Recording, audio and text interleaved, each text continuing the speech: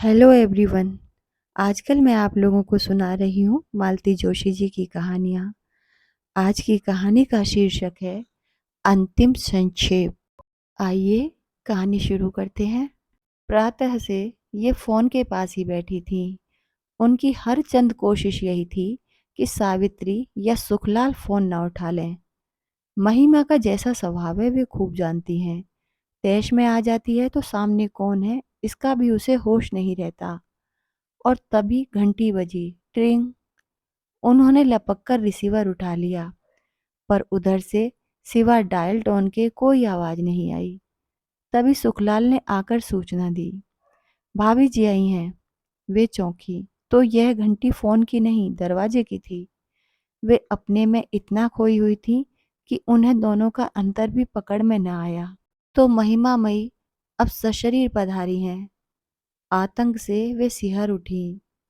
बहू ने आकर पैर छुए तो उनसे आशीर्वाद भी देते न बना। सुखलाल, जरा 2 कप चाय तो बना, और देखो चाशनी मत बना देना, बहू रानी कम शक्कर लेती हैं। हमें पता है, सुखलाल ने तुनक कर कहा और किचन में चला गया। उसका इरादा तो वहीं खड़े खड़े कुछ देखने सुनने का था, पर यही तो वह नहीं चाहती थी। माना कि नौकरों से कुछ छिपा हुआ नहीं है, फिर भी उनके सामने प्रदर्शन अच्छा नहीं लगता। कैसी हो महिमा? उन्होंने वार्तालाप का औपचारिक शुभारंभ किया। बच्चे कैसे हैं? ठीक ही हैं, महिमा ने बेरुखी से कहा। आप तो यह बताइए कि अपने लाडले को कहाँ छुपा रखा है? छुपाऊंगी क्यों? वह क्या चोरी करके भागा है? तो फिर बारंबार माँ के आंचल में मुंह छुपाने क्यों चले आते हैं? तो क्या आधी रात को हंगामा करके जगह सही करवाएगा? लड़ने पर आ जाती हो तो तुम्हें ना पड़ोसियों का होश रहता है और ना नौकरों का। कितनी बार समझाया होगा कि बच्चे अब बड़े हो रहे हैं, उनका तो ख्याल किया करो। आप तो बस हर बात मुझसे ही कहती रहिए। कहने लायक बात होती है तो उससे भी कहती हूँ। खाक कहती हैं। आपकी शह पाकर ही तो वे इतने बेलौस बेखौफ होते जा रहे हैं। एक बार दरवाजा मत खोलिए, अपने आप ठिकाने पर आ जाएंगे। उनका मन हुआ कि कह दें, पति के मुंह पर दरवाजा बंद करने का हौसला पत्नी के पास हो सकता है, माँ ऐसा कलेजा कहाँ से लाए। सौभाग्य से उसी समय चाय आ गई और वे इतनी कड़वी बात कहने से बच गईं। महिमा ने नाश्ता छुआ तक नहीं, बस चाय के 2 घूंट भरे और उठ खड़ी हुई। चलती हूँ मम्मी जी, बच्चे घर में अकेले हैं। मैं तो बस इतनी तसल्ली करने आई थी कि श्रीमान जी सकुशल पहुंच गए हैं। बीवी हूं ना, इतनी चिंता तो करनी ही पड़ती है। उसका एक एक शब्द उनके मन पर कोड़े की तरह पड़ रहा था, पर उन्होंने कोई उत्तर नहीं दिया। उसके पीछे चलकर दरवाजे पर आ खड़ी हुई। उसी समय कुसुम सामने से निकली, शायद सब्जी लेकर लौट रही थी। देखते ही बोली, यह क्या भाभी जी, अभी आई अभी चल दी? खाना वाना खाकर जाती। तुम खिला रही हो क्या? महिमा के स्वर में तुरशी थी, पर कुसुम को कोई फर्क नहीं पड़ा। उसी अल्हड़पन से बोली, ये कौन बड़ी बात है, हम खिला देंगे। हलवा पूड़ी ना सही, दाल रोटी तो बनी सकती है। सच्ची भाभी जी, आज तो हमारे यहाँ जूठन गिरा कर ही जाइए। बताइए, कौन सी सब्जी पसंद है? अभी तो ठेला बहुत दूर भी ना गया होगा। फिर कभी आ जाएगी, अभी बच्चे घर में अकेले हैं ना। उन्होंने महिमा की ओर से जवाब देकर इस जुगलबंदी को विराम दिया। फिर बहू से बोली, आओ फाटक पर खड़े रहते हैं, वही रिक्शा रोक लेंगे। मम्मी जी, एक बात कहूँ? रिक्शे की प्रतीक्षा करते हुए महिमा ने पूछा। कहो। आपके सुपुत्र सिर्फ आपके लिए ही यहाँ नहीं आते, किसी के मीठे बोल भी उन्हें खींचते हैं। अपनी कमजोरी ढकने के लिए महिमा का यों दूसरों पर लांछन लगाना उन्हें अच्छा नहीं लगा। अतः वे बोली, महिमा, मीठे बोल तो कोई भी बोल सकता है, उसमें पैसे थोड़े ही लगते हैं। फिर भी मैं नहीं बोलती, यही ना? महिमा ने कहा। उसी समय एक खाली रिक्शा वहां से गुजरा तो उसने रोक लिया और बैठकर चल दी। सास की अंतिम बात ने उसे इतना नाराज कर दिया था कि उसने विदा लेने की भी जरूरत नहीं समझी। कमरे में लौटते हुए उन्होंने अनुभव किया कि उदासी के बावजूद वे बहुत हल्का अनुभव कर रही हैं। मन पर एक बोझ था जो उतर गया है। सुबह से एक तनाव, एक आशंका से वे ग्रस्त थीं। महिमा के फ़ोन की यातना भरी प्रतीक्षा ने उन्हें थका दिया था। महिमा खुद आई और बरसकर चली गई। अब अगले किसी प्रसंग तक उससे सामना होने का खतरा नहीं रहा। वे इत्मीनान से आराम कुर्सी पर पसर गईं। समय काटने के लिए वे कुछ न कुछ बुनती ही रहती हैं। अभ्यासवश वह पुलिंदा भी उन्होंने उठा लिया, पर बुनने का मन नहीं हुआ। कमरे की खिड़की से पिछवाड़े का आंगन नजर आ रहा था। वे उधर ही देखती रहीं। कुसुम रस्सी पर कपड़े सुखा रही थी। कुसुम को देखते ही उनका मन उमंगने लगता है। गजब की है यह लड़की, दिन भर फिरकनी की तरह घूमती रहती है, पर मजाल है कि कभी मुंह लटका हुआ मिला हो। गैरेज और उसके पास वाला कमरा, बस इतनी सी जगह उसके पास है, पर अपने 1.5 कमरे के घर को भी हमेशा चमका कर रखती है। खुद तो साफ सुथरी रहती ही है, पति और बच्चों के कपड़े भी हमेशा लकदक मिलेंगे। और जितनी मिठास उसकी बोली में है, उतना ही स्वाद उसके हाथ में है। कई बार लगता है काश उनकी बहू भी ऐसी ही सुशील, सौम्य और सुघड़ होती। शायद इसीलिए महिमा को कुसुम फूटी आंख नहीं सुहाती, हमेशा उससे चिढ़ी ही रहती है। जब शुरू शुरू में ये लोग रहने आए थे तो महिमा अक्सर झल्ला जाती। ये क्या बला पाल ली है आपने मम्मी जी? इतनी दूर से हम लोग मिलने आते हैं, पर जरा भी प्राइवेसी नहीं मिल पाती। बच्चे अलग हुड़दंग किए रहते हैं। इससे तो अच्छा था किसी ऑफिस को ही एक कमरे उठा देती। ढंग का किराया तो आता। हाँ, किराया तो आता, पर ऑफिस वालों से रौनक तो नहीं होती ना बहुरानी। वह तो बाल गोपालों से ही होती है। और अब इस उम्र में मुझे प्राइवेसी की नहीं, संग साथ की जरूरत है। रात बेरात मुझे कुछ होने लगे तो गिलास भर पानी देने के लिए तो कोई चाहिए। दौड़कर तुम्हें खबर देने वाला तो कोई घर में हो। 2-4 बार यह जवाब सुन लेने के बाद महिमा ने भुनभुनाना छोड़ दिया था। वह समझ गई थी कि सास की यह दलील सीधे उस पर वार करती है। उसी ने तो इस घर को 2 दीपों में बांट दिया है। आज सारी संपन्नता के बावजूद वे जो बुढ़ापे में अकेलापन भोग रही हैं, तो इसका जिम्मेदार कौन है? महिमा ही तो है। उन्हें आज भी वह काला दिन याद है। वे तीनों शाम की चाय ले रहे थे। उन्होंने दिन भर खटकर मटर की कचौड़ियाँ बनाई थीं, पर मनीष प्लेट जुटार कर ही उठ गया था। माँ की मनुहार को भी वह अनसुना कर गया था। उसके जाने के बाद महिमा ने सपाट स्वर में कहा था, मम्मी जी, हम लोग इस संडे को शिफ्ट कर रहे हैं। शिफ्ट? क्या मतलब? हम लोगों ने शालीमार कॉलोनी में एक फ्लैट बुक कर लिया है। क्यों? उन्होंने पूछ लिया, पर दूसरे ही क्षण उन्हें लगा इस क्यों से बेमानी भी कोई शब्द होता होगा। साफ जाहिर है बहू अलग गृहस्थी बसाना चाहती है। ठीक है, उसके अपने सपने होंगे, अपने अरमान होंगे, लेकिन उसके लिए अलग से मकान लेने की क्या जरूरत है? महिमा, उन्होंने शांत स्वर में कहा, तुम अलग रहना चाहती हो सो खुशी से रहो, पर उसके लिए इतनी दूर जाने की, इतना पैसा फूकने की क्या जरूरत है? इतना बड़ा घर है, क्या इसमें 2 गृहस्थियां समा नहीं सकती? मेरी साफ गोई का बुरा न माने मम्मी जी, पर ऐसे माहौल में मैं अपने बच्चे को जन्म नहीं दे सकती। कैसा माहौल? आपको तो शायद अब आदत हो गई है, पर जैसी महफिलें यहाँ जमती हैं, जैसे लोग बाबूजी के पास इकट्ठा होते हैं, उन्हें मैं बर्दाश्त नहीं कर सकती। महिमा, उनके स्वर में धार थी, तुम इस घर की पहली बहू तो नहीं हो? जानती हूँ मम्मी जी, पर वे जो मुझसे पहले आई हैं, कितने दिन आपके पास रही हैं? बस मेहमानों की तरह आती हैं और 4 दिन रहकर चली जाती हैं। मेरी तरह 30 दिन यहाँ रहना पड़े तो पता चले। अभी उसी दिन यहाँ होती तो मजा आ जाता। किस दिन की बात कर रही हो? अच्छा, हाँ, उस दिन मेजर साहब जरा ज्यादा ही बहक गए थे। मैंने तो उसी दिन तुम्हारे बाबूजी से कह दिया था कि अब घर में बहू आ गई है, ढंग के लोगों को ही घर में बुलाया करें। किस किस को रोकेंगी आप? और फिर बाबूजी खुद भी तो। हाँ, पीते हैं, पुलिस की नौकरी का तोहफा है। जब उस नौकरी का सुख भोगा है तो यह भी भुगतना ही होगा। पर वे किसी को परेशान तो नहीं करते? एक आध दिन का किस्सा छोड़ दो। पर उनके यार दोस्त भी आते हैं तो बाहर वाले कमरे में बैठे रहते हैं। और आप भीतर से उनके लिए बर्फ, नमकीन, काजू और पकौड़े भिजवाती हैं। नहीं मम्मी जी, यह वातावरण मुझे रास नहीं आएगा। मेरे संस्कार दूसरे हैं। इसके बाद उन्होंने कुछ नहीं कहा। कहने को था ही क्या। हाँ, एक कसक जरूर बनी रही। काश मनीष यह प्रस्ताव उनके सामने रखता, तब शायद उसमें इतनी कड़वाहट नहीं होती। पर उस बेचारे की तो हिम्मत ही ना पड़ी होगी। रात मन हुआ कि बाबूजी से बहू की करतूत बखान करें, पर चुप लगा गई। उनसे किस मुंह से कहती कि बहू आपके कारण अलग डेरा बसा रही है। उन्हें तो शायद विश्वास ही ना होता। वे बेचारे खुद किसी लफड़े में नहीं पड़ते। मनीष ने अपनी मर्जी से शादी तय की। उन्होंने खुशी खुशी भावने डलवा दी। बहू अपने साथ एक छल्ला भी नहीं लाई। उन्होंने तो कुछ नहीं कहा।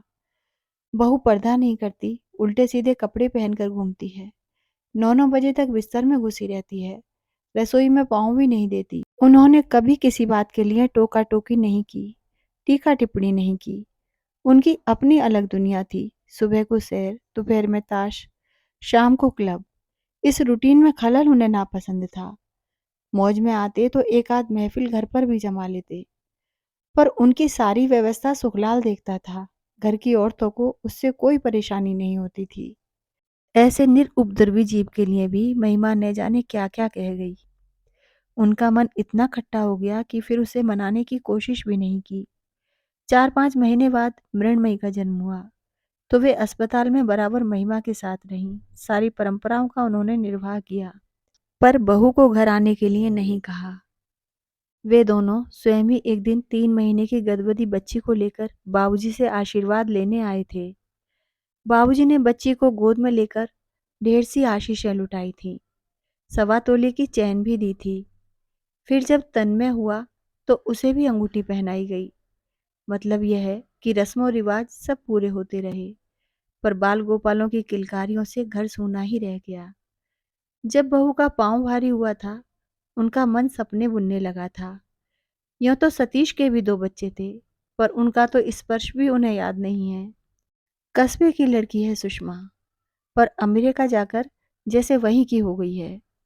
बच्चों को ऐसे सहेज कर रखती है कि जैसे यहाँ सांस भी लेंगे तो बीमार हो जाएंगे। उन्हें तो प्यार करते भी डर लगता है कि कहीं कोई छूत न लग जाए। वे अपना मन अंजू मंजू के बच्चों से बहला लेती, पर पराई संतान से कहीं घर भरता है। एक मनीष के बच्चों की आस थी, वह भी टूट गई। पता नहीं बाबूजी ने इस दुख को कैसे घटका होगा, पर वे स्वयं तो बिल्कुल ही बिखर गई थी। फिर बाबूजी भी चले गए और वे एकदम अकेली रह गई। कौन विश्वास करेगा कि यह अकेलापन उन्हें मांगे मिल गया था। दुनिया भर की औरतें पति से पहले जाने की कामना करती हैं, पर उनके अंतर मन ने हमेशा यही चाहा कि हे प्रभु, इन्हें मुझसे पहले उठा लेना, जैसे मैंने इनके नाज उठाए हैं और कोई नहीं उठा सकता। मेरे रहते तो इनकी शानो शौकत में, रोब दाब में कोई कमी नहीं आ सकती, पर मेरे बाद ये जरा जरा सी चीज के लिए तरसेंगे। दूसरों का मुंह देखेंगे तो मुझे स्वर्ग में भी शांति नहीं मिलेगी। ईश्वर ने जैसे उनकी सुन ली। एक नामालूम सी बीमारी में बाबूजी चल बसे। उनकी आन बान अंत तक बरकरार रही। पहाड़ से दुख को झेलते हुए एक संतोष उन्हें सांत्वना दे जाता था। दुख बस एक ही था, अब सब कुछ निपट जाएगा और 15 दिन बाद बच्चे अपने अपने घर चले जाएंगे तो वे खाली दिनों को कैसे भरेंगी। यह सूना घर उन्हें काटने नहीं दौड़ेगा।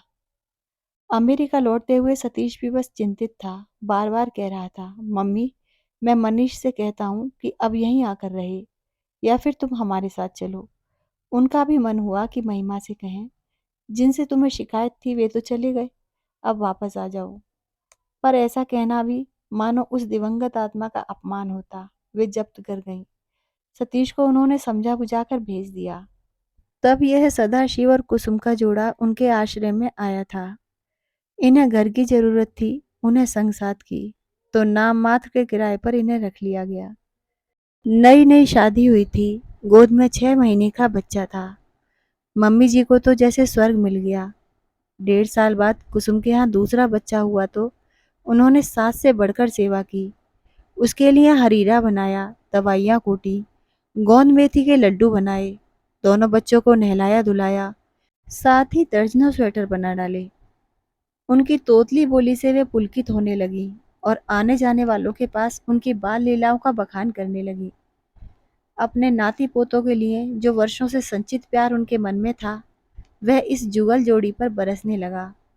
यूँ तो ईश्वर ने उन्हें 4-4 बच्चे दिए थे, लेकिन लड़कियां तो अपने-अपने घर की हो गईं और लड़कों में एक 7 समुंदर पार जाकर बैठा है और दूसरा शहर में भी है, तो किस काम का? वे तो अकेली ही पड़ गई हैं। शायद इसीलिए परमात्मा ने ये राम लक्ष्मण उनके आंगन में भेज दिए हैं। महिमा सब देखती और जल जाती, कहती, कुसुम के तो मजे हैं, 200 रुपल्ली में महलों का सुख भोग रही है, मुफ्त की आया मिली हुई है सो अलग।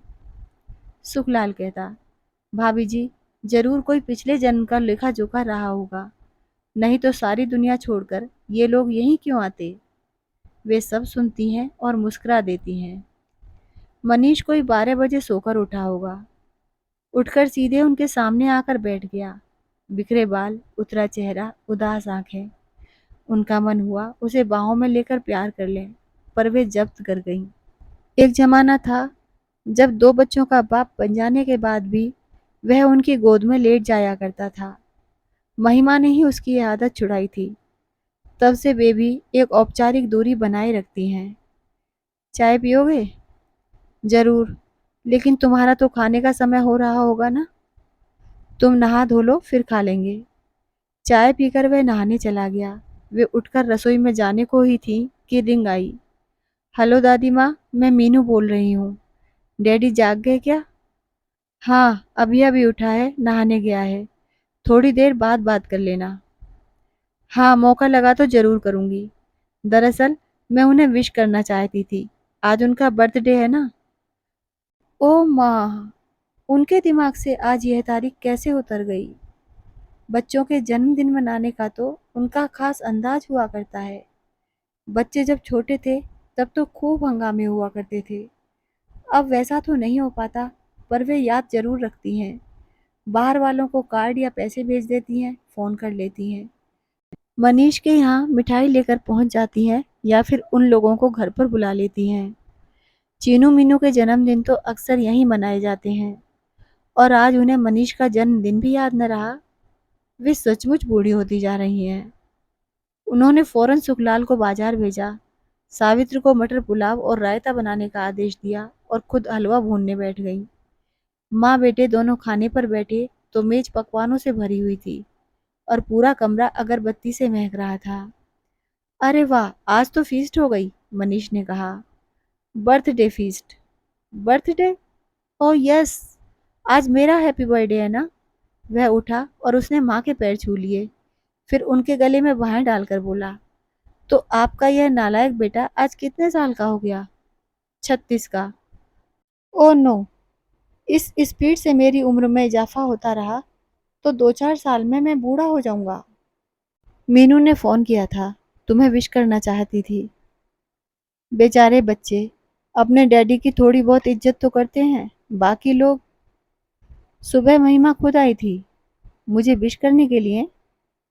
शायद, शायद। ओ डियर मम्मा, अब आप यह पैचअप का धंधा छोड़ दो, कोई नई बात करो। और सच तो यह है कि इस समय कोई भी बात करने का मूड नहीं है। तुम्हारी यह सजी हुई मेज कब से बुला रही है, जरा उसके साथ न्याय कर लेने दो। वह टूट पड़ने के अंदाज में शुरू तो हो गया, पर 2-4 कोर खाकर ही उसने हाथ रोक लिया। अभी महिमा जो मुझे यह सब खाते देख लेना तो गजब हो जाए, सच कहता हूँ। शी विल किल मी। इत्मीनान रखो, आज की तारीख में वह दोबारा नहीं आएगी। तो क्या हुआ, यह डॉक्टर लोग डरा देते हैं ना। एक तो तगड़ी फीस लेते हैं, ऊपर से भूखा मारते हैं। खाना खाकर वह फिर लेटने के मूड में था, पर उन्होंने टोक दिया, अब सीधे घर जाओ, बच्चों के लिए इमरती और कचौड़ियाँ रख दी हैं, ले जाना। और महिमा को यह साड़ी देना, शाम को पहनेगी। मम्मी, जन्मदिन मेरा है, उसका नहीं। पुरानी साड़ी है रे, उसे पसंद है इसलिए दे रही हूँ। और बेटे, तुम तो अपने हो, तुम्हें कुछ ना भी दूं तो फर्क नहीं पड़ता, पर बहू को तो सीधे रखना ही पड़ता है ना। वाह, क्या कहने हैं। कितनी बहू साध ली आपने, जरा बताइए तो। मनीष ने हंसकर कहा, पर उसकी आंखों में उदासी के डोरे छलक आए थे। मनीष गया और वे निढाल होकर लेट गईं। क्या हो गया है इन बच्चों को, गृहस्थी की डोर कैसे उलझा कर रख दी है। 15 दिन भी शांति से नहीं बीत पाते। वे इतना समझाती हैं, पर दोनों ही जैसे जिद पर उतर आते हैं। शहर के दूसरे छोर पर रहता है मनीष, पर उस घर की अशांति की आंच उन तक आती ही रहती है। हर धमाके की गूंज उनके शांत जीवन को अस्त व्यस्त कर जाती है। पहला विस्फोट शायद उस दिन हुआ था जब मनीष क्लब से बेतहाशा पीकर लौटा था। घर में अच्छा खासा हंगामा हुआ होगा। नौकर ने खबर करने के लिए उन्हें फोन किया था और वे उतनी रात को ही रिक्शा करके वहां पहुंची थी। पहले तो उन्होंने मनीष को खूब आड़े हाथों लिया था, फिर पुचकारते हुए बोली, बेटा, तुम तो जानते हो, इसी एक ऐप के कारण तुम्हारे देवता स्वरूप पिता बिरादरी में कभी सिर ऊंचा करके नहीं चल सके। रिश्तेदारों से हमेशा मुंह छिपाते रहे, फिर जानते बूझते उसी लकीर पर क्यों जा रहे हो। उत्तर में मनीष उनकी गोद में मुंह छिपाकर रो दिया था। उस रुलाई में कितने दुख, कितनी व्यथा छिपी हुई थी। पिता को खोने की पीड़ा थी, अंतिम समय में उनकी सेवा न कर पाने का मलाल था, और माँ के अकेलेपन का एहसास था जो उसकी छाती पर बोझ बनकर बैठ गया था। बेटे की करुणा से जैसे उनकी ममता कृतार्थ हो गई। उसकी पीठ पर हाथ फेरते हुए बोली, माँ बाप किसी के जिंदगी भर नहीं बैठे रहते, आगे पीछे उन्हें जाना ही पड़ता है। तुम्हें तो खुश होना चाहिए कि तुम्हारे बाबूजी अपनी सारी जिम्मेदारियां पूरी करके गए हैं। मुझे भी उन्होंने मझधार में नहीं छोड़ा है, पूरी व्यवस्था कर गए हैं। और मैं ऐसी अकेली भी कहाँ हूँ। हाथ भर की दूरी पर ही तो हो तुम लोग, बस एक फोन खटकाने की बात है। फिर बहू को समझाया था, इस तरह सामने वाले पर एकदम चढ़ नहीं बैठते बहू रानी, जरा सब्र से काम लेते हैं। एकाएक आदमी घर में दाखिल होता है तो अकेला नहीं होता, 100 तरह की चिंताएं साथ चली आती हैं, उनका ख्याल रखना होता है। महिमा ने मुंह बिचका दिया। पियक्कड़ों को तो बस बहाना चाहिए, मन उदास है तो गम कलत करने के लिए पिएंगे, जी खुश है तो सेलिब्रेट करने के लिए पिएंगे। तुम तो बात का बतंगड़ बनाए दे रही हो महिमा, घूंट भर पीने से कोई पियक्कड़ नहीं हो जाता। आप माँ है ना, बेटे का पक्ष तो लेंगी ही, पर सही गलत का तो ख्याल कीजिए। ऐसे ही संस्कार दिए हैं आपने, तभी तो इन्हें अच्छे बुरे की तमीज नहीं रह गई है। मनीष कहीं सामने होता तो वे उसका मुंह नोच लेती। उसकी जरा सी बेवकूफ़ी ने उनकी सारी तपस्या पर पानी फेर दिया था। बहू के सामने उन्हें नीचा देखना पड़ा। अपने आहत अभिमान को सहलाते हुए वे कसैले स्वर में बोली, बच्चे मेरे जैसे भी हैं, मेरे लिए तो लाख टके के हैं, पर तुम यह बताओ कि तुम क्या देख कर रीझी थी। उन्हें लगा था कि उनका प्रश्न महिमा को निरुत्तर कर देगा, पर यह उनकी भूल थी। चुप रहना उसकी फितरत में नहीं था। पलटकर बोली, अंधी हो गई थी मैं, आंखों पर पट्टी बन गई थी उस वक्त। पछता रही हो, यही समझ लीजिए, बच्चों का ख्याल ना होता तो कब की इस नर्क को छोड़कर चली जाती। नर्क? उनका नंदन कानन सा यह घर बहू के लिए नर्क बन गया है। अपमान से वे तिलमिला उठी। समझ गई कि इस संघर्ष में उन्हें बेटे की ढाल बनना है, नहीं तो बेचारा कहीं का न रहेगा। तब से उनका घर मनीष के लिए शरण स्थली बन गया है। रणचंडी सी अपनी पत्नी से जब भागने की कोई राह नहीं मिलती तो वह आकर माँ के आंचल में दुबक जाता है। पति पत्नी का झगड़ा तब गौण हो जाता और सास बहू में शीत युद्ध ठन जाता। इस बार मनीष को देखे हफ्तों बीत गए हैं और उनका जी घबराने लगा है। चीनू मीनू की भी याद आ रही है, पर एकाएक महिमा के यहाँ जाने का वे साहस नहीं जुटा पाती। हाँ, उस घर को वे महिमा का घर ही समझती हैं, इसीलिए तो वहाँ जाने के लिए बहाने तलाशती रहती हैं। यूँ तो कुसुम पिछले हफ्ते पियर से लौटी है, मीनू के लिए आम पापड़ की सौगात भी लाई है, पर उतना सा कारण महिमा के घर जाने के लिए काफ़ी नहीं लगता। कल मिसेज नायर केले के चिप्स और काजू के पैकेट देकर गई हैं। उनकी यह पड़ोसन जब भी केरल जाती है, उनकी फरमाइश पर ये चीज़ें ज़रूर लाती है। सावित्री से कहकर उन्होंने थोड़ी मठरियाँ भी बनवा ली। बच्चों के लिए पूरी डलिया भर के सामान हो गया, तब जाकर उन्हें संतोष हुआ। अब वे निसंकोच उस घर की घंटी बजा सकती हैं। तैयार होते हुए वे याद कर रही थी कि पिछली बार उस घर कब जाना हुआ था।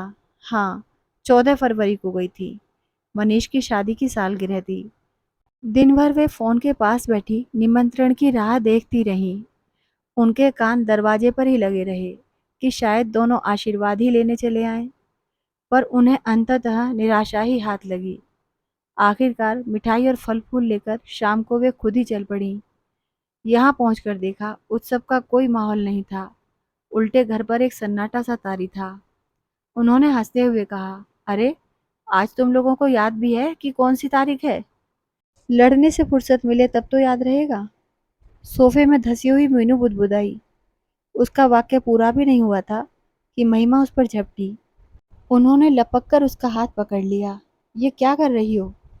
सियानी लड़की पर यूं हाथ उठाया जाता है? महिमा एकदम फुफकार उठी।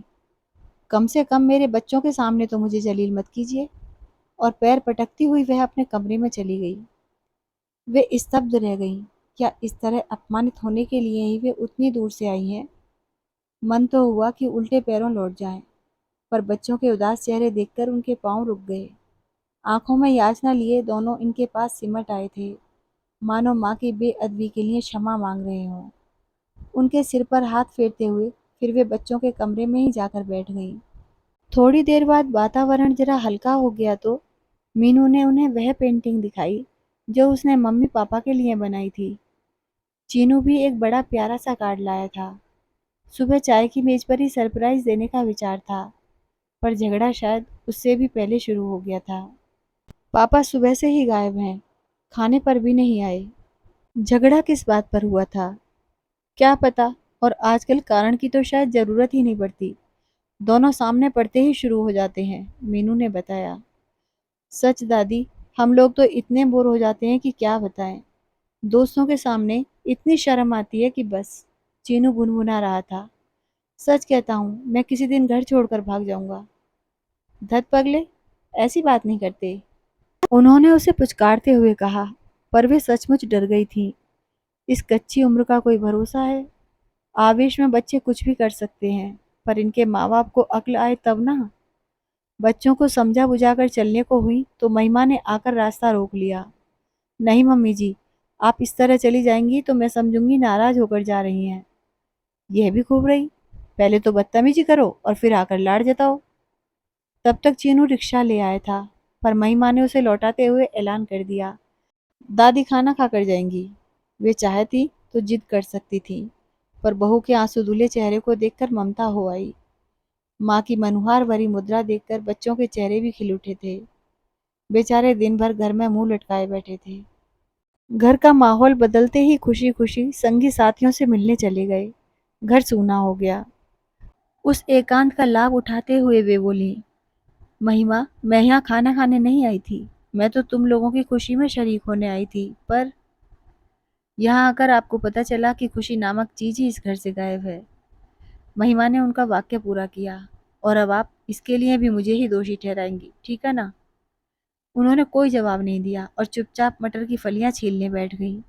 वे व्यर्थ के विवाद से बचना चाहती हैं। इस उम्र में ये तनाव उनसे झेले नहीं जाते, पर महिमा तो कमर कसकर बैठी थी शायद। इसीलिए मम्मी जी को मनुहार करके खाने के लिए रोक लिया था। मम्मी जी, वह शुरू हो गई थी। पानी अब सचमुच सिर से ऊपर होता जा रहा है। मेरी सहनशीलता की सारी सीमाएं समाप्त होती जा रही हैं। इस तरह हिम्मत नहीं हारते महिमा। औरत को तो सहना ही पड़ता है। उसकी सहन शक्ति के बल पर ही तो गृहस्थी की इमारत खड़ी होती है। वह तो नींव है घर की। क्यों, घर क्या अकेली औरत का होता है? जो कुछ सहना है, झेलना है, वह क्या सिर्फ उसी के मत्थे आएगा? पुरुष की कोई जिम्मेदारी नहीं है? मैं तुमसे बहस में जीत नहीं सकती महिमा, क्योंकि मेरे पास डिग्रियां नहीं है, सिर्फ अनुभव है। उसी के आधार पर कह सकती हूँ कि तुमने अभी तक सहा ही क्या है। अपने बाबूजी को तो तुमने ढलती उम्र में ही देखा है। तुम नहीं जानती कि अपने जमाने में वे क्या हुआ करते थे। घर में पाँव देते थे तो सन्नाटा सा खिंच जाता था। बच्चे, नौकर चाकर, कोई उनके सामने नहीं बढ़ता था। पहले उनके तेवर का अंदाजा लगाया जाता था, उसके बाद ही कोई बात होती थी। लेकिन ऐसे आदमी के साथ भी निभा ले गई मैं। पूरे 40 साल तक डटी रही। अगर घर में रोज महाभारत मचता तो क्या हासिल होता? बच्चे क्या किसी लायक बन पाते? उल्टे घर से भाग लेते। ये घर छोड़ने वाली बात वे अनायास ही कह गई थी। शायद चीनू की बात मन में घर कर गई हो। बाबूजी पुलिस वाले थे ना, महिमा ने उसास भरकर कहा। रौब दाब तो उनका होना ही था, पीते पिलाते भी रहे होंगे, पर कम से कम दूसरी औरतों का चक्कर तो न था। बहुत सारी न सही, पर एक औरत तो उनकी जिंदगी में भी आई थी। क्या कह रही हैं? सच ही कह रही हूँ। और कितनी शांति से, कितने इत्मीनान से कह रही हैं। तो क्या हाय तौबा मचाऊं? वह तो उस वक्त भी नहीं मचाई थी। अब बासी कड़ी को उबाल क्यों दूं? और सच पूछो तो बवाल मचाने जैसा कुछ था भी नहीं। एक बात थी जो उठने से पहले ही दब गई। इनकी बुआ की ननंद थी। एक तो उस रिश्ते से शादी संभव नहीं थी, तिस पर वह बाल विधवा भी थी। उस जमाने में तो ऐसे ब्याह को कोई सोच भी नहीं सकता था। इसी बात पर पढ़ाई लिखाई छोड़कर वे पुलिस में भर्ती हो गए थे। पीने की लत भी शायद तभी पाल ली थी। आपको बुरा नहीं लगता था? क्यों नहीं, पर मैंने उस बात को प्रारब्ध का लेख समझकर स्वीकार कर लिया था।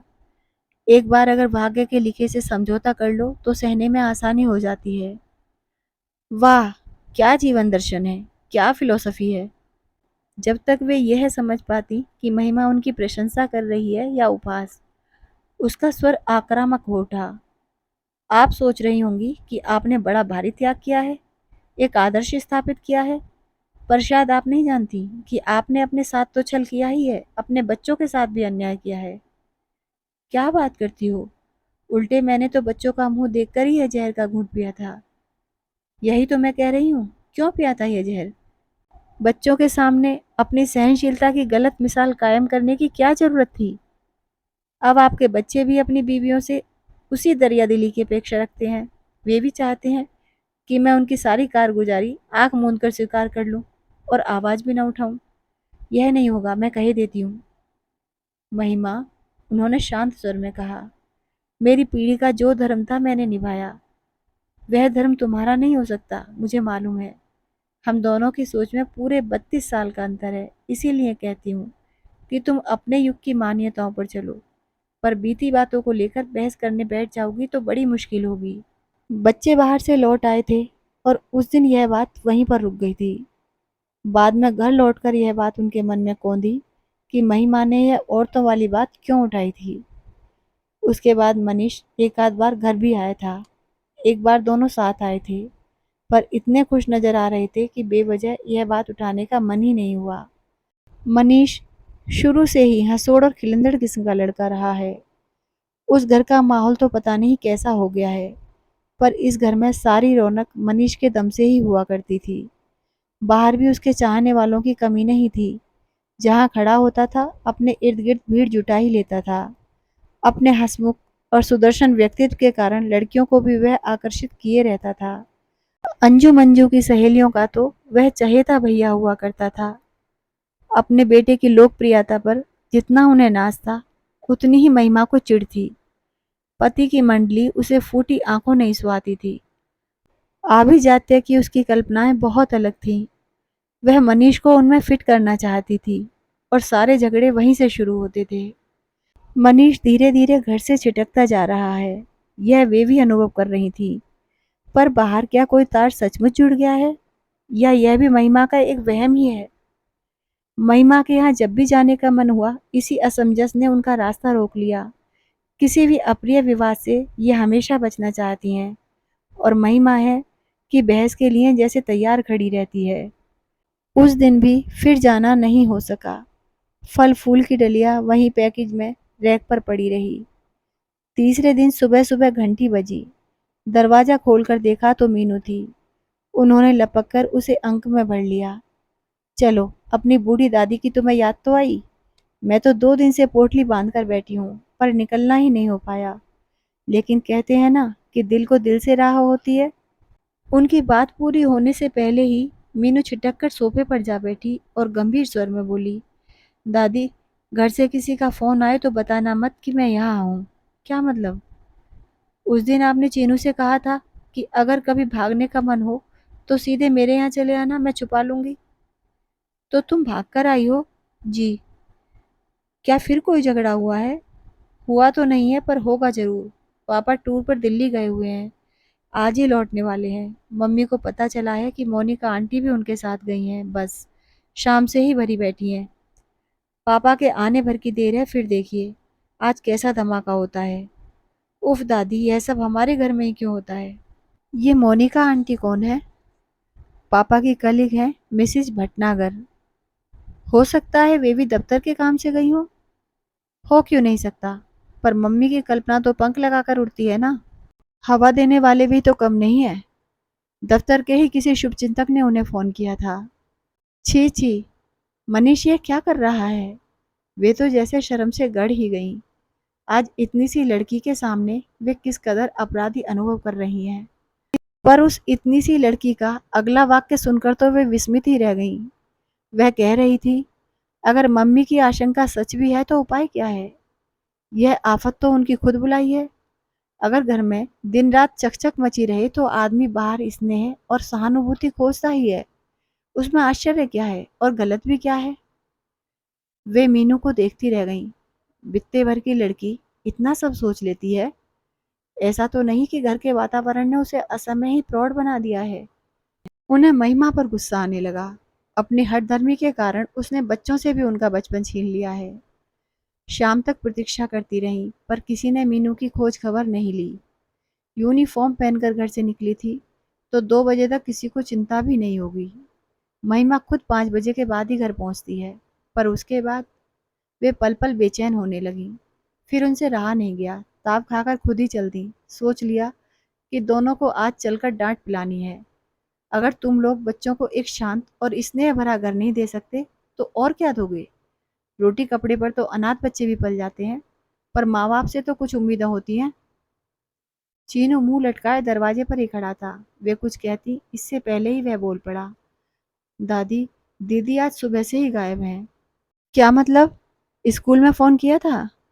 नहीं, पड़ोस की बासंती बता रही थी कि वह आज स्कूल गई ही नहीं। सहेलियों के यहाँ देखा? एक दो के यहाँ देखा था, फिर मम्मी ने ही मना कर दिया। चीनू, भीतर से कड़कती आवाज आई। दादी भीतर नहीं आएंगी क्या, जो दरवाजे से ही सारी रामायण सुना रहा है? उन्होंने भीतर आते हुए कहा। बहू, भावुक होती हैं तो उनके मुंह से बहू ही निकलता है। ये चीनू क्या कह रहा है? जो भी कह रहा है आपने सुन तो लिया, और तुम हाथ पर हाथ धरे बैठी हो, गजब की माँ हो। हाथ पर हाथ धरे कोई नहीं बैठा है मम्मी जी, सिर्फ चीनू को रोक दिया था, वह तो पूरे शहर में मुनादी करवा देता। मैंने भैया को फोन कर दिया है, आते ही होंगे। हो सकता है मीनू भी वहीं हो। फोन तो मुझे भी किया जा सकता था, जानबूझकर नहीं किया। एक तो मैं वैसे ही परेशान हूँ, उस पर आपका प्रवचन सुनने की ताकत नहीं थी मुझ में, कम से कम आज। वे स्तब्ध रह गईं। तो मैं प्रवचन देती हूँ, और क्या कहूँ मम्मी जी, उपदेश देने का एक भी मौका छोड़ती हैं आप। आप खुद सोच कर देखिए, मेरे घर में जरा खटपट हुई नहीं कि आप शुरू हो जाती हैं। आपने कैसे गृहस्थी चलाई है, कैसे पति की सेवा की है, कैसे बच्चे पाले हैं, कैसे संस्कार दिए हैं। कहती नहीं थकी होंगी आप, पर मेरे सुन सुनकर कान पक गए हैं। पल भर को वे चुप रह गईं। मन हुआ 2 घड़ी सुस्ताकर आत्मनिरीक्षण कर लें। क्या सचमुच वे बात बेबात पर भाषण देने लगती हैं? क्या यह उनकी अनधिकार चेष्टा है? क्या उनकी अनुभव सिद्ध बातें महिमा को इतनी कड़वी लगती हैं कि उसकी भाषा शिष्टाचार की सारी सीमा लांघ जाती है? इसका तो यह मतलब हुआ कि अपने बच्चों को उनकी गृहस्थी को बर्बाद होते देखते रहो, पर मुंह से कुछ ना कहो। महिमा, उन्होंने बड़ी देर बाद कसैले स्वर में कहा, कहने वाली बात होती है तभी कुछ कहती हूँ मैं। अगर तुम्हें बुरा लगता है तो आगे से चुप रहा करूंगी। मैं जानती हूँ बच्चों के मामले में तुम मुझसे ज्यादा समझदार हो। मैंने बच्चों को जैसे भी पाला हो, जैसे भी संस्कार दिए हों, पर एक बात जरूर कहूंगी, घर छोड़कर कभी कोई नहीं भागा था। तुम्हारी लड़की अगर घर से भागी है तो सिर्फ तुम्हारी वजह से।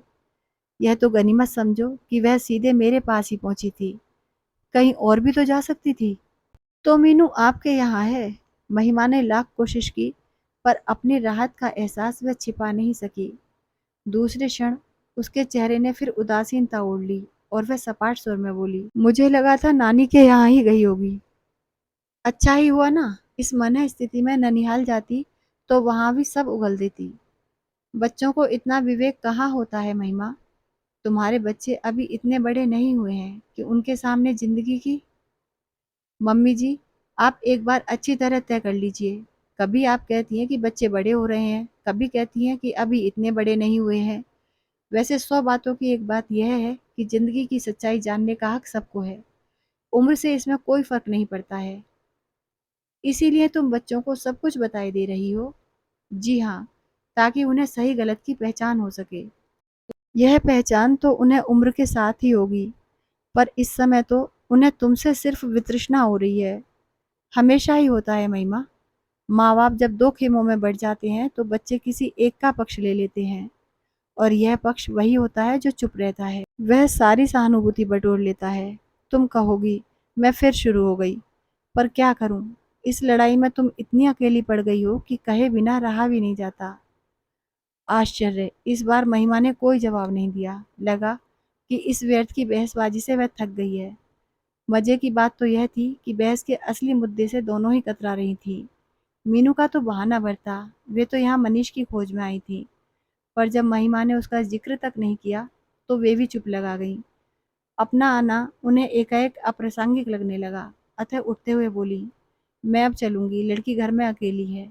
मैं तो इसलिए आई थी कि तुम्हें खबर भी दे दूँ और उसके कपड़े भी लेती चलूँ। 2-4 दिन अपने ही पास रखूँगी। महिमा ने कोई प्रतिवाद नहीं किया। चीनू जब तक रिक्शा लाता, वह मीनू का बैग भर चुकी थी। लौटते हुए उनकी आंखों के सामने महिमा का बुझा-बुझा सा चेहरा घूमता रहा। इतना हताश और उदास उसे पहले कभी नहीं देखा था। उसने मनीष का नाम नहीं लिया तो क्या हुआ? वे जानती हैं कि वह मनी मन उफन रही होगी। उसके रोष की आँच ने तो आज उन्हें भी नहीं बख्शा था, और रोष आना स्वाभाविक ही था। उन्हें याद है, जब पहली बार उन्हें उमा के बारे में मालूम हुआ था, तो वे कितना रोई थीं। बच्चे अगर गोद में न होते, तो वे कुएं में छलांग ही लगा देती। अपनी सोने सी घर गृहस्थी पल भर में उनके लिए मिट्टी हो गई थी। सतीश और अंजू को उठाकर वे सीधे अजमेर अपने पीहर पहुंच गई थी। महीना भर खूब आनंद में, भरपूर लाड प्यार में बीता। फिर लगा कि धीरे धीरे भाभियों के तेवर बदलने लगे हैं।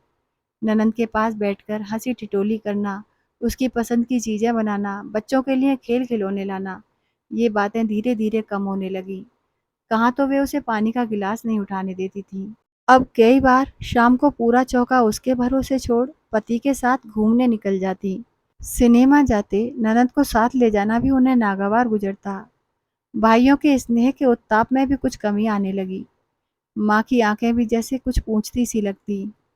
3 महीने बीतते बीतते उनका मन भर गया और वे चुपचाप घर लौट आईं।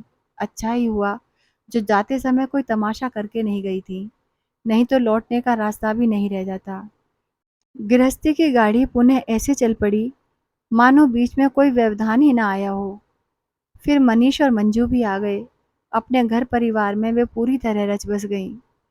लेकिन फिर भी जब कभी बाबूजी किसी काम से कानपुर की ओर निकल जाते, उनकी रातों की नींद गायब हो जाती।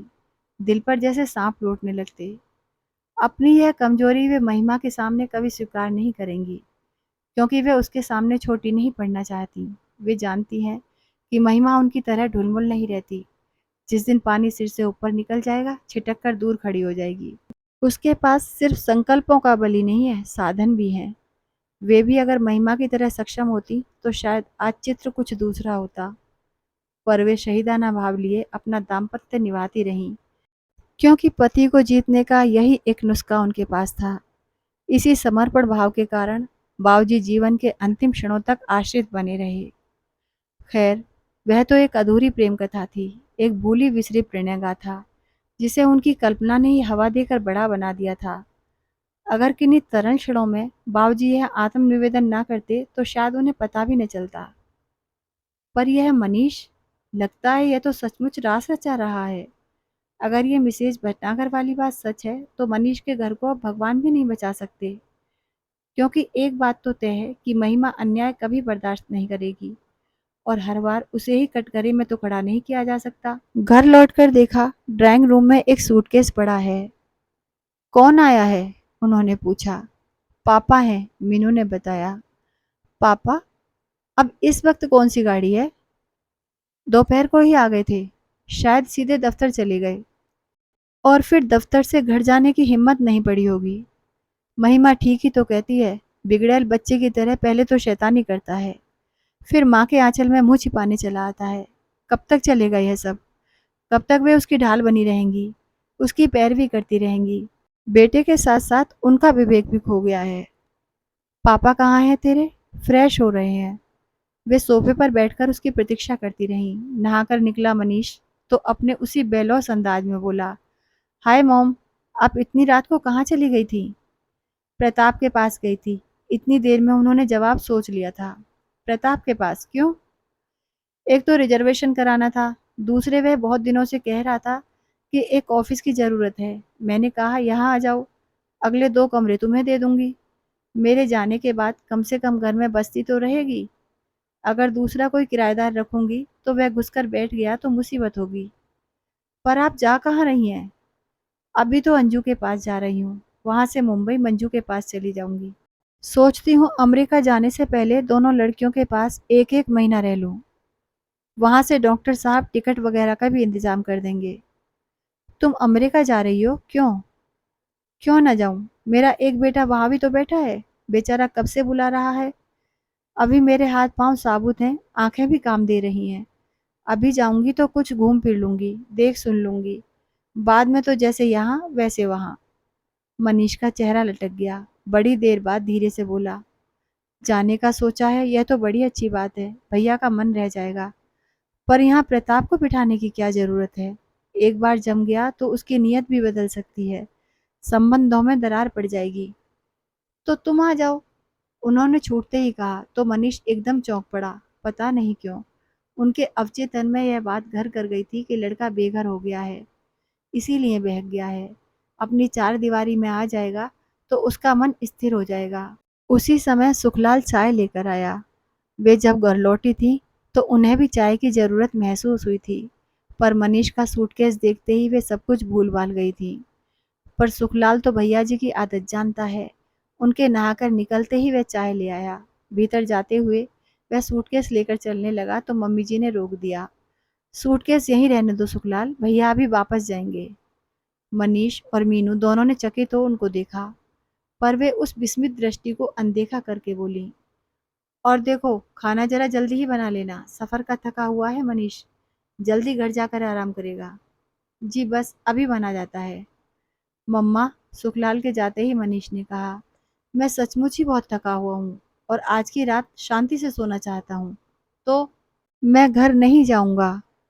अच्छा, और वह जो सुबह से वहां परेशान हो रही है, उसे शांति की जरूरत नहीं है? तुम में तो इतनी भी कर्टसी नहीं है कि आने के बाद उसे फोन ही कर देते। आप आप क्या वहां गई थी? जाना ही पड़ा। तुम्हारी यह सुकन्या जो सुबह से यहाँ आई हुई है, महारानी बिना कुछ कहे सुने चली आई। यह भी ना सोचा कि पीछे कोई कितना परेशान होता होगा। वाह, बहुत अच्छे संस्कार दे रहे हो। बिल्कुल तुम्हारी तरह गैर जिम्मेदार होती जा रही है। अरे तुम लोगों ने इस घर को समझ क्या रखा है? बस मुंह उठाया और चले आए। घर ना हुआ जैसे चोरों के छिपने का ठिकाना हो गया। इसीलिए जा रही हूँ मैं नहीं रहूंगी तो अपने आप एडजस्ट करना सीख जाओगे। तुम नहीं जानती मम्मा, सब कुछ कितना मुश्किल होता जा रहा है। It is simply impossible. तो खत्म कर डालो यह किस्सा हमेशा के लिए, जान तो छूटे। यह क्या कह रही हो मम्मा तुम? क्यों, इसमें गलत क्या है? जिस रिश्ते में जान ही बाकी ना हो, उसे ढोते रहने में क्या तुक है? अच्छा हुआ जो तुम्हारी अपनी पसंद की शादी थी, नहीं तो जिंदगी भर हमें ही कोसते। खैर, वह तो बहादुर लड़की है, अकेले भी निभा ले जाएगी, बच्चों को भी पाल लेगी। पर तुम अपनी सोचो, क्या एक दिन भी अकेले रह पाओगे? उनका मन तो हो रहा था कि पूछ लें, क्या वह मिसेज भटनागर तुम्हारे लिए अपना घर बार छोड़ देगी? पर अपने ही बेटे से इस तरह की चर्चा करना उन्हें अशोभन लगा।